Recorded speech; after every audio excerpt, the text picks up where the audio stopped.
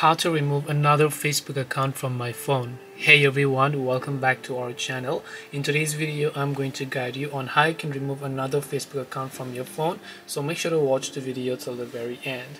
So if you want to remove another Facebook account from your phone, let's say that you have got multiple accounts logged into Facebook. All of those data have been saved to your Facebook app. So basically what you do is you just tap the three lines option here, and then you scroll down and then you tap the logout button, and then you, let's say, save the changes, or maybe you didn't save the changes at all, but what happened is it saved those data.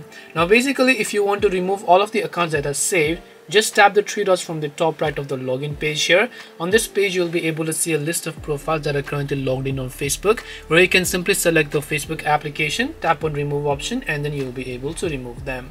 That's all it takes to go ahead and then basically remove another Facebook account from your phone. Hope this video was very helpful. If you have got any questions, feel free to also leave them down below. Thank you for watching till the end, and see you soon in the next video.